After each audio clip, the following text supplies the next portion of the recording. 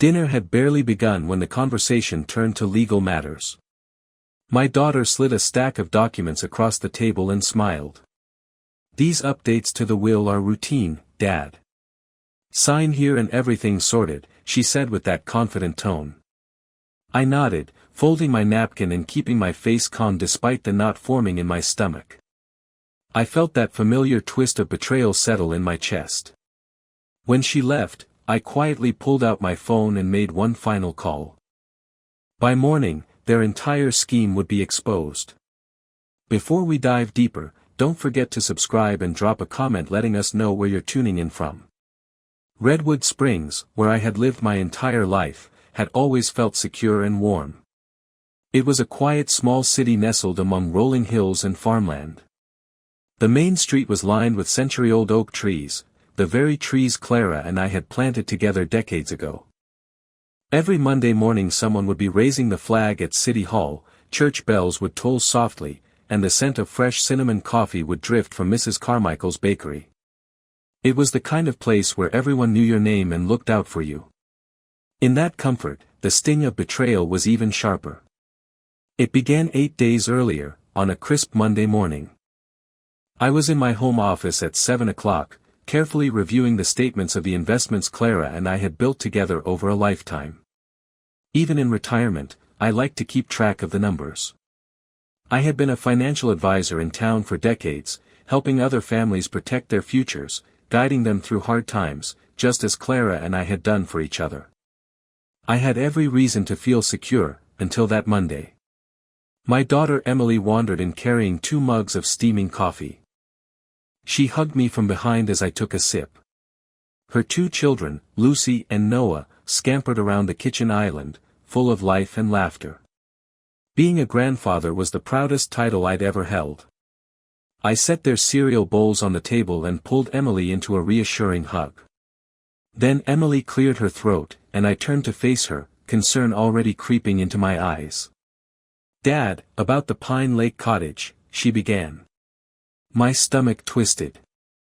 Pine Lake was the little cabin we owned together, meant to stay in the family trust. "I signed the final papers last week," she blurted. "Marcus told me it would finish the transfer. The deed is in our name now." My mind spun. "Emily," I said slowly, testing the words. "The deed should not have been changed without me. Did Marcus say anything about a condition on that transfer?" She lowered her eyes. "No, Dad. I thought it was routine." I stood up from the table. "Let's calm down," I said gently. "Maybe it's a mistake. Go show me what you signed." She handed me an official-looking letter from the title company, transfer of ownership, Pine Lake property. The notary stamp glistened. "I thought we were just finalizing everything together," Emily stammered. I took the letter and examined it in silence for a long moment. Finally I turned to her. "I'm calling Marcus," I said, voice steady. Marcus, an old law partner and family friend, answered immediately. I explained the situation. He was silent for a heartbeat, then said quietly, "Nothing is filed. The deed is still in your trust. Whoever is trying to change it did it without your approval. Don't worry, I'll make sure it stays secure." Relief and new fear flooded me at once. If they had tried once, they might try again. I thanked Marcus and hung up, then looked at Emily. "It's all right, sweetheart. This won't happen." I put a gentle hand on her shoulder. She nodded, tears in her eyes, but managed a small smile of gratitude. That evening, after packing the kids off to bed, I sat at the kitchen table alone and laid everything out: bank statements, trust papers, the letter from the title company, even old photo albums. I thought back to Clara and her calming faith in me. We had lost her 1 year ago. I missed her more each day. On her deathbed she had squeezed my hand and said, "Promise me you'll protect the family, no matter what." I had promised. Now I whispered to her photo, "I'm doing it, Clara. I promise." Monday night was spent planning. By Tuesday morning I was ready to act. First, I systematically cut off the stream of benefits to Emily and Mark's household. I called Redwood Springs Bank.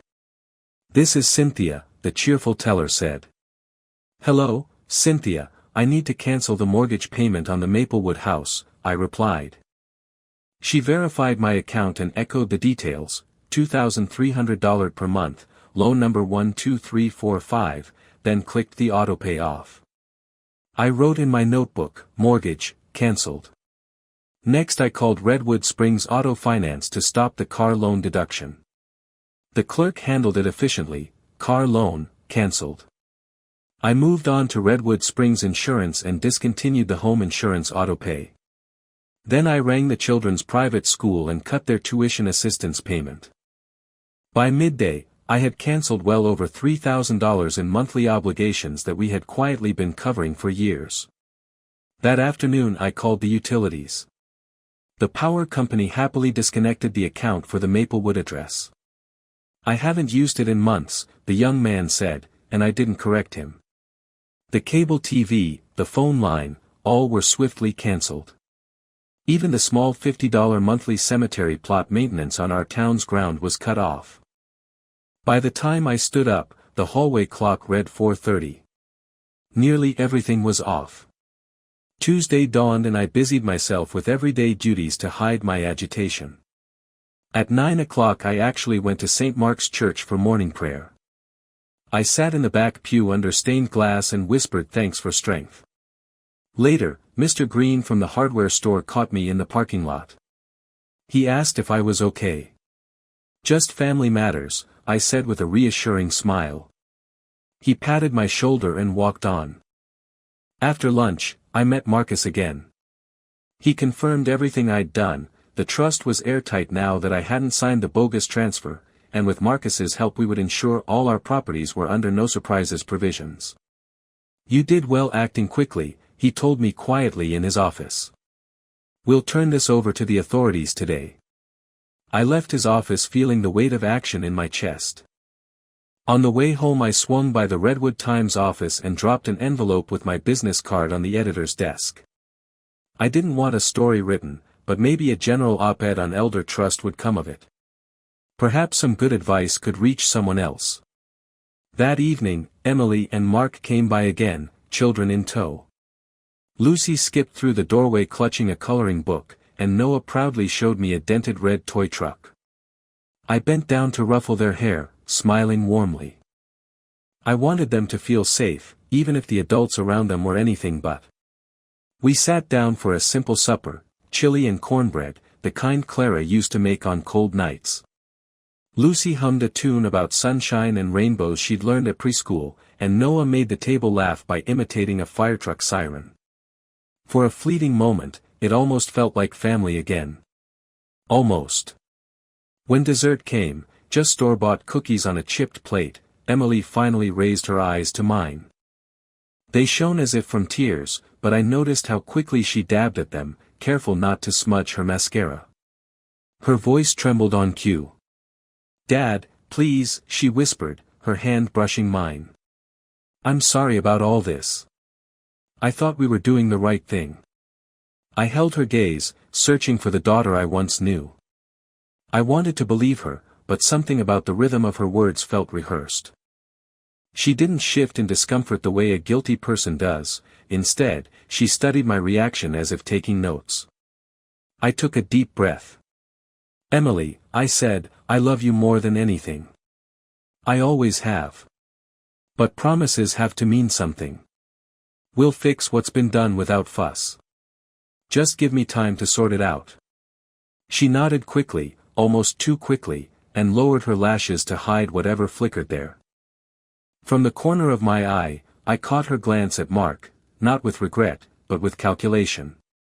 Mark, who had been stirring crumbs into his coffee absent-mindedly, spoke softly without looking up.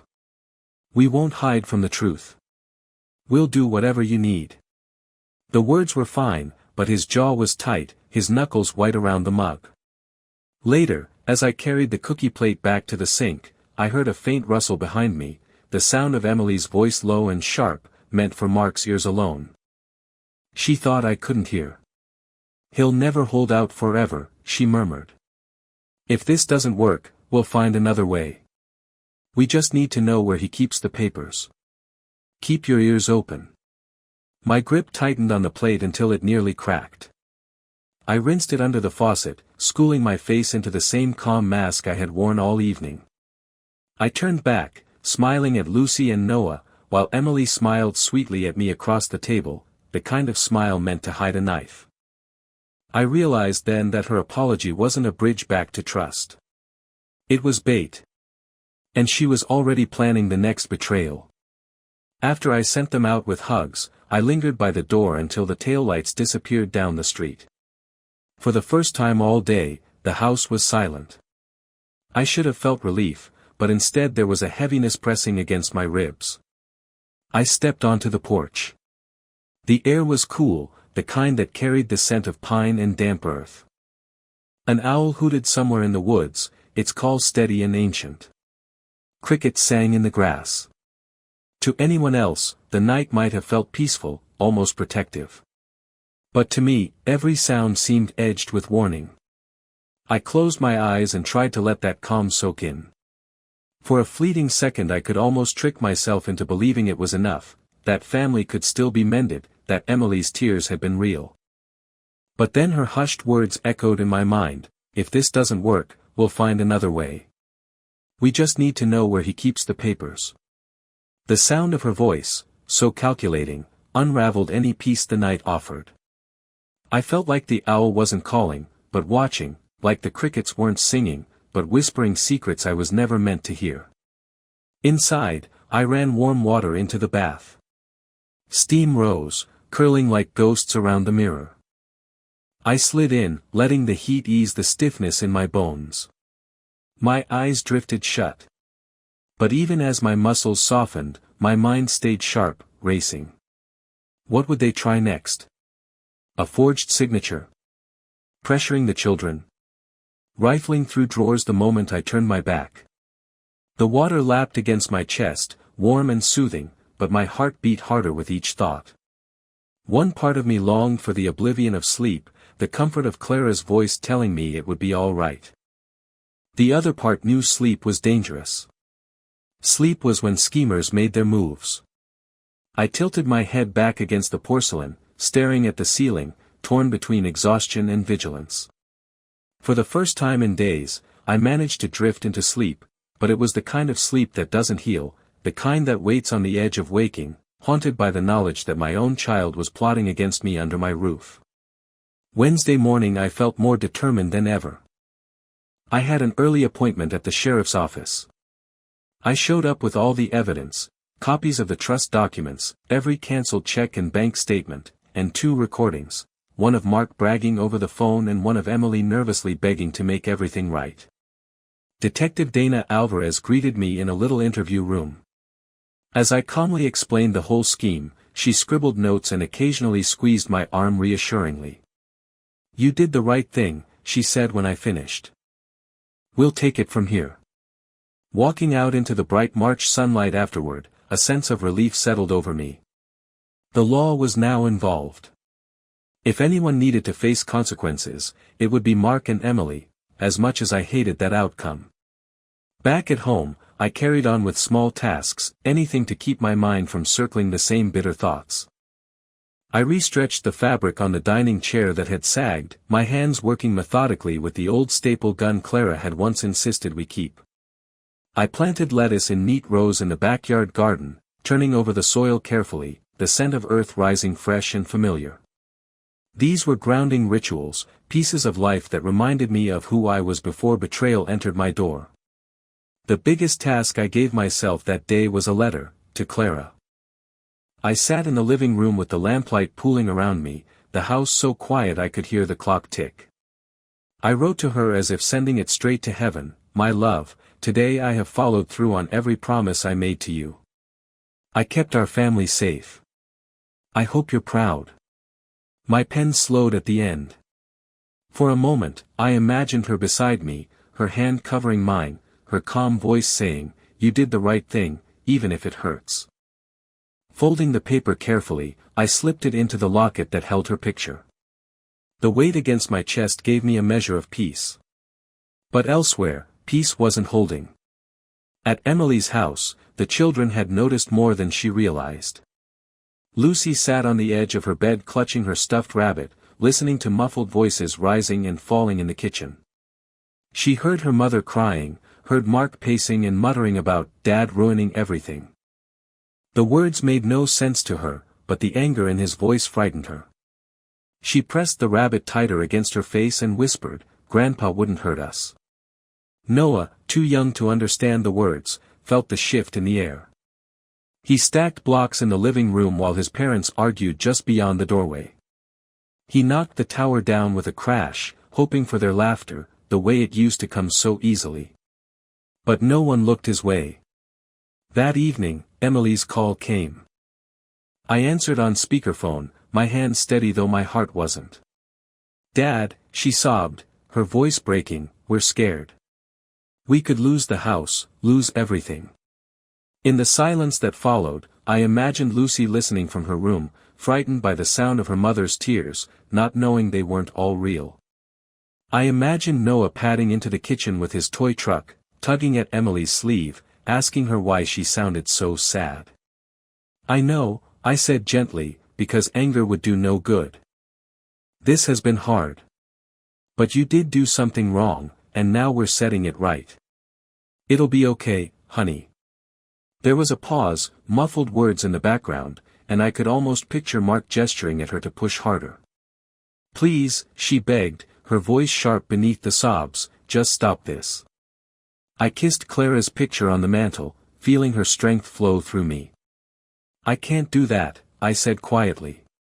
"We have to," I whispered to Clara in my heart. Then I spoke louder into the phone. "I love you, Emily." For a moment, only silence. Then a clipped, shaky reply, "I love you too." She hung up quickly, her voice catching like the words cost her more than she wanted to pay. I set the phone down and sat in the stillness of my living room, thinking not of Emily, but of Lucy and Noah, lying awake in their beds, wondering why the adults around them had turned the night into a storm. They were the reason I had to see this through. Friday morning came clear and brisk, the kind of morning where the air seemed almost too clean, too sharp to breathe. I dressed in the gray suit Clara had chosen for me on our 25th anniversary, brushed my thinning hair as carefully as if she were watching, and pinned a small dried flower from her funeral into my lapel. My hands trembled once as I fixed it, but I steadied them. This day was not for nerves. In the kitchen, Lucy and Noah sat at the counter, swinging their legs while eating pancakes. The smell of maple syrup and butter filled the house, a sweet disguise over the tension boiling beneath. They laughed at some silly game they'd made up, oblivious, or so I thought. I bent to hug them both, pressing my cheek against Lucy's hair, resting a hand on Noah's small shoulder. "Get ready for a great day," I told them, forcing my voice steady. "Grandpa will be here for lunch." Lucy looked up at me curiously, her fork pausing halfway to her mouth. Children feel things we try to hide. She studied my face, then nodded solemnly, as if she understood more than I wished she did. At 9:50, the knock came. Firm, deliberate. The sound echoed through the house like a verdict. Sheriff Holt stood on the porch with two deputies, their uniforms crisp, their faces impassive. I opened the door wide. "Mr. Redwood?" Holt asked. "Yes," I answered. Inside, I gathered Emily and Mark in the living room and gestured toward the kitchen table. My briefcase felt heavier than it should have as I set it down. I slid it open with deliberate calm, every paper inside a testament to months of betrayal. "This is all I have," I said.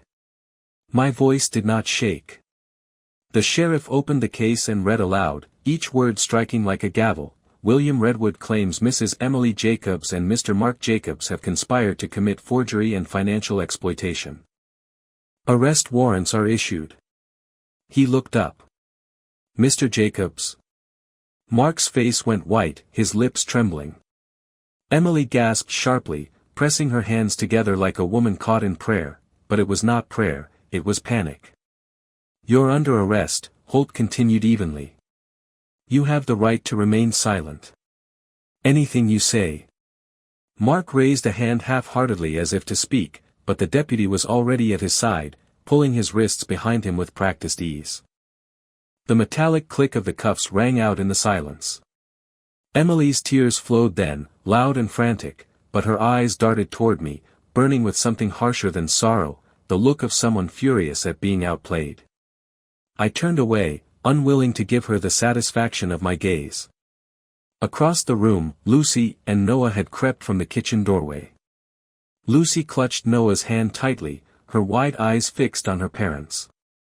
Noah pressed into her side, frightened but silent. When Emily cried out, "Dad, please, this isn't fair," Lucy flinched, but then turned her face toward me. There was no accusation in her eyes. Only confusion, and then, relief. As if some part of her small heart had already sensed the tension, the dishonesty, and now saw it breaking apart at last. Noah whispered something into Lucy's sleeve. I couldn't hear it, but she answered softly, "Grandpa's here. We're okay." The deputies guided Emily and Mark toward the door. The sound of Emily's sobbing and Mark's stumbling footsteps filled the hall. I felt no triumph, only the heavy, solemn weight of justice. But when I glanced back one last time at the children, Lucy's small nod, the way she drew Noah against her side protectively, told me everything I needed to know. This wasn't cruelty. This wasn't vengeance for vengeance's sake. This was deserved. And even the children, in their innocent way, could see it. All the while, Lucy and Noah had padded into the kitchen, their eyes wide and shining with both fear and curiosity. I rushed to them, kneeling with open arms. "Come here, sweethearts," I whispered. Lucy threw her arms around my neck with sudden force, as though afraid I might vanish if she didn't hold tight. Her small voice wavered. "Mommy?" I stroked her hair, steadying my voice. "Mommy and Daddy had to go to the police station, darling. But listen to me, we're all okay." Noah buried his face against my shoulder and suddenly wailed, "No. I don't want Daddy Mark. He yells too much." His little fists clenched in my shirt as if bracing against a remembered storm. "It's fine, sweetheart," I murmured, rocking him gently. "They'll be fine. They're just going to answer some questions." Lucy sniffled, then lifted her face, her eyes rimmed red. "Grandpa, will they still be mad at us? Mommy always says it's our fault when she's sad." Her words were broken, halting, but honest in a way children rarely lie. My heart clenched. I pressed her head back against my chest. "No, darling. None of this is your fault. Not a single bit. You're safe now." Noah peeked up at me with wide eyes. "Daddy said if we told you about the fighting, he'd take my truck away." He clutched the dented toy in his hand, holding it out as proof. I kissed his forehead. "No one is taking your truck. And no one is going to make you keep secrets anymore." Lucy squeezed me harder, her thin arms trembling. "I love you, Grandpa," she whispered, and the way she said it carried a weight beyond her years, gratitude, trust, and the desperate need for someone steady in her world. "I love you too," I murmured, my throat thick, my arms wrapping them both tighter as if to shield them from every hurt in their young lives. Within minutes it was over. The deputies led the handcuffed couple out the door, Mark scowling with barely concealed rage, Emily sobbing but never once looking back at her children. Lucy and Noah stood at the window, small hands pressed to the glass. They waved faintly as the squad car pulled away, not in longing, but in quiet relief, confused but trusting when I smiled and waved back. I closed the door and leaned heavily against it, every bone in me trembling with the weight of what had just happened. Sheriff Holt rested a firm hand on my shoulder. "You did the right thing," he said quietly. I nodded, my eyes drifting back to the children who still clung together by the window. Their faces said more than words ever could, this was not just justice for me, it was freedom for them. And in that moment, I felt an unexpected calm wash over me, not from victory, but from knowing Clara's grandchildren were finally safe. I went to the kitchen and poured myself a generous glass of bourbon. The sun was shining on the fence outside, and through the window I could see the oak trees rustling in the breeze. I raised the glass to Clara's photo on the mantel. "We did it, my love," I whispered. That evening, our little home felt still. I made chili for dinner and invited my best friend Henry over. He brought a pot of cornbread and sat with me at the table. I told him everything, from finding the deed notice to the arrests that afternoon. He looked at me with pride. "I always knew you were a strong man," he said. "You did good." Angela, my cousin who was close with Emily, came by to pick up the kids. "They're safe with me," she said with a gentle smile. Lucy clung to me for a long hug. "We bake cookies tomorrow, okay?" I whispered to her. She nodded, tears still in her eyes. Saturday I devoted to family. I took Lucy and Noah to the county fair with Henry tagging along as extra hands. We rode the carousel and ate cotton candy until their eyes danced. Lucy won a giant stuffed bear, and Noah collected seashells from the souvenir stand. They laughed from morning light to sunset. That night, after tucking them into their beds with stories and kisses, I felt a warm contentment. They were safe, and I was there for them. Sunday morning arrived calm and bright. I took Lucy and Noah to St. Mark's Church. We sat together in the front pew. They sang as we had on so many Sundays before. After the service, Pastor Stanton pulled me aside and pressed a hand on my shoulder. "We've been praying for you all," he said softly. "You handled this with grace." On the walk home under blossoming dogwoods, Lucy slipped her hand in mine. "I'm proud of you, Grandpa," she said with a shy smile. That night, I lay in our bed with Clara's locket warm on my chest. The quiet of the house felt comforting at last. Justice had been served, the house and our future were secure again. Back in the house I had built with my own 2 hands, with Clara's love still in every corner, I finally felt finally home. Hello everyone, and thank you for watching. I truly hope you enjoyed listening to this story as much as I enjoyed creating it. If you did, please consider liking the video and subscribing to the channel to help support the creation of more stories like this. Have a great day or evening.